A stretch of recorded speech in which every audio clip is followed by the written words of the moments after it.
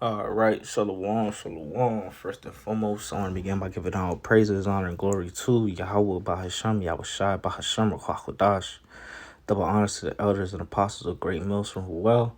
Peace, blessings, and salutations to the full elect that is out there pushing, laboring, believing, listening on to this truth with all sincerity. I already made a blessing of luxury be upon your houses. All right. Before I even, jump into this lesson, all right, the topic's going to be on adultery, a clip that I seen, before I even jump into it. And I got a clip to show is, I want to read the scripture real quick. This is Exodus, the 20th chapter, verse 14. It reads, "Thou shalt not commit adultery." All right. And I want to jump into this, the scripture. Not the scripture, this video right here.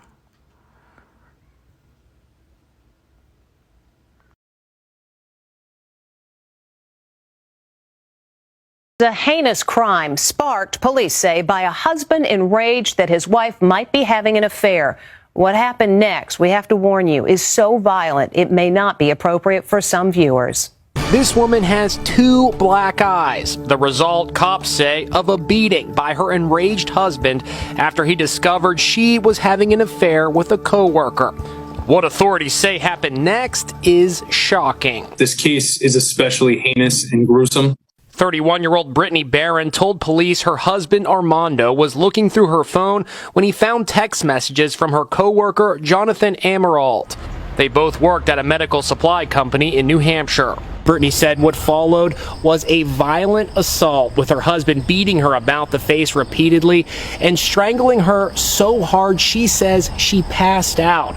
Then her husband texted her lover pretending to be Brittany and lured him to meet at a park in the woods. When Emerald showed up for the middle of the night rendezvous with his alleged lover, a grim fate awaited him. That's when Brittany told investigators her husband turned and shot Jonathan 3 times, twice in the chest and once in the head. The couple then drove 200 miles with the body into the deep forests of New Hampshire, where the husband ordered Brittany to cut off Jonathan's head with a saw so that he could not be identified, according to court.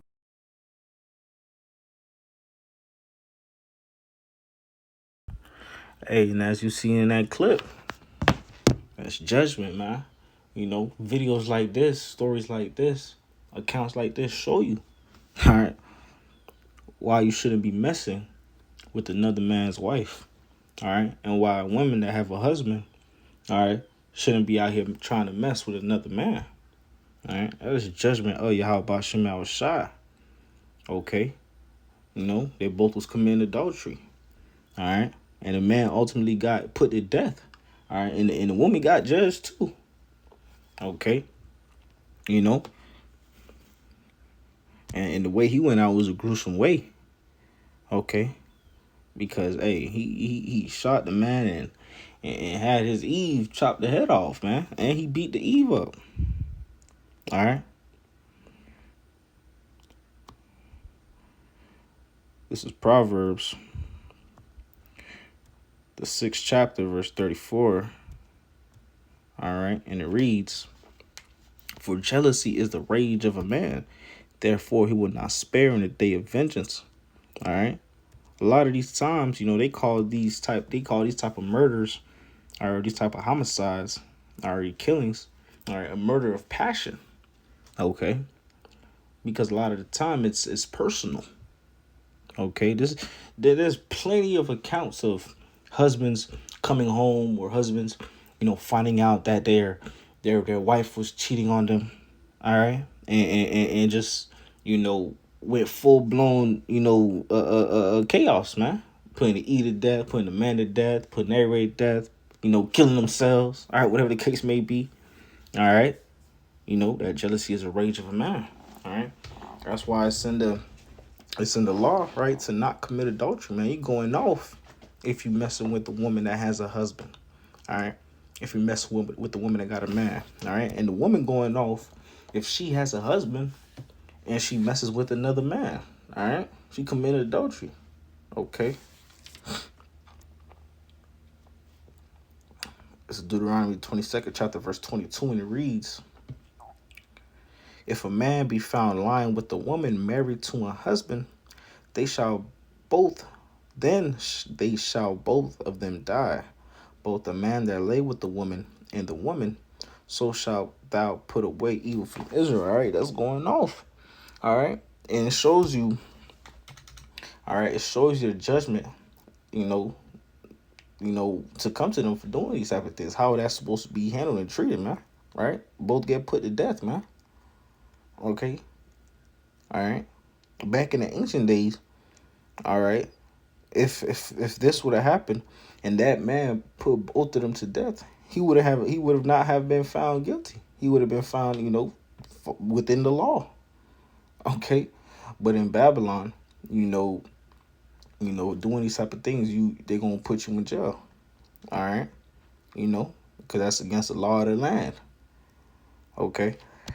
But nevertheless, all right, this is a wicked thing to do, man, to commit adultery. All right. That's why if messing with these women out here, man, you gotta ask them and make sure they don't have a man. All right. In today's society, sometimes you never know because these women nowadays will lie about it, say, no, I don't got a man, whole time they do. Okay. But nevertheless, accounts like this, clips like I played, show you why you shouldn't even be messing with another man's woman, man. All right, because you're gonna get judged. That's a terrible judgment. All right, especially how he went out. This is Romans the 7th chapter, verse 3, and it reads, so then, if while her husband liveth, she be married to another man, she shall be called an adulteress.